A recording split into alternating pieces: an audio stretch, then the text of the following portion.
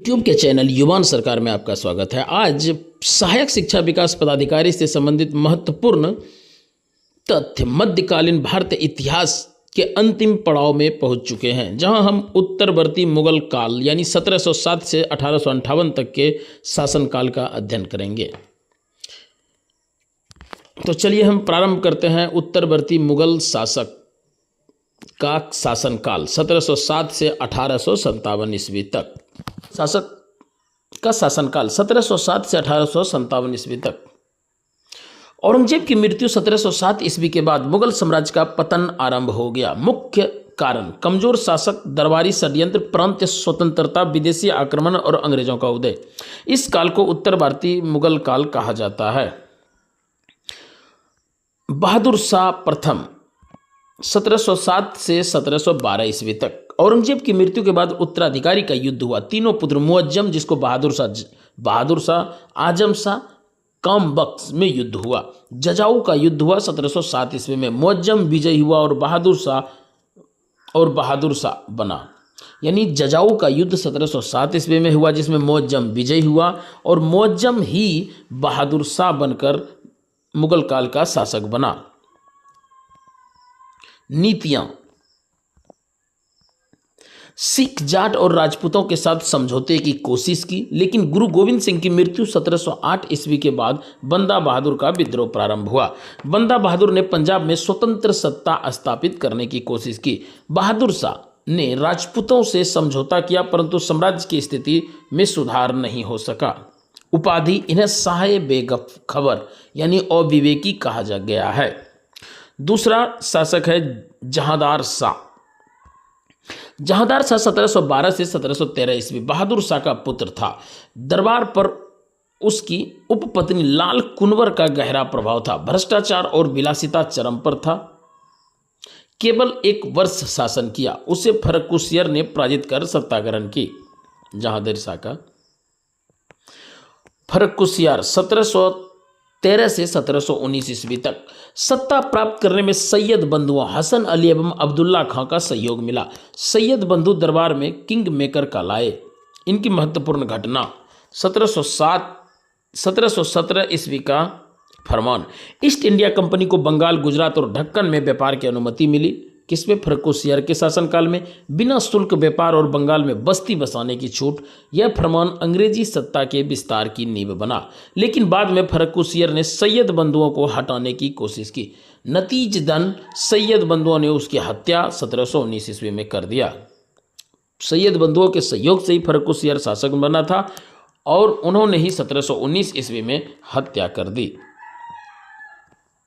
इसके बाद का शासन है मोहम्मद शाह 1719 से 1748।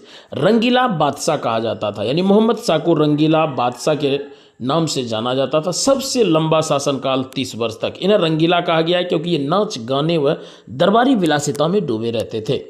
घटनाएं। निजाम उल मुल्क ने ढक्कन में हैदराबाद राज्य 1724 में स्थापना की थी। बंगाल मुर्शिद कुली खां, या बंगाल में मुर्शिद कुली खां, अवध में शहादत अली खां ने भी स्वतंत्रता प्राप्त कर ली। मुगल सत्ता केवल दिल्ली तक सीमित रह गई। यानी कहने का अर्थ है कि मुगल शाह, जिन्हें रंगीला बादशाह कहा जाता था, के शासनकाल में निजाम उल मुल्क ने ढक्कन में हैदराबाद राज्य की स्थापना कर ली, स्वतंत्र रूप से इनसे अलग होकर। दूसरा, बंगाल में मुर्शिद कुली खां और अवध में शहादत खां ने भी स्वतंत्रता प्राप्त कर ली। मुगल सत्ता केवल दिल्ली तक ही सीमित रह गया था।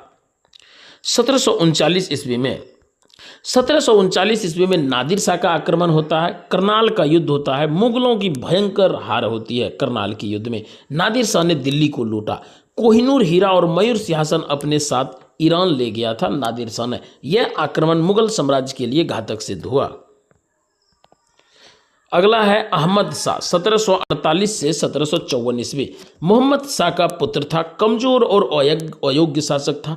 इस काल में अफगान आक्रमण हुआ, यानी अहमद शाह के शासन काल में ही अफगान आक्रमण हुआ। अहमद शाह अब्दाली का शासन शुरू हो गया। मराठों का भी प्रभाव बढ़ा। दरबारी षड्यंत्रों में फंसकर मारा गया अहमद शाह।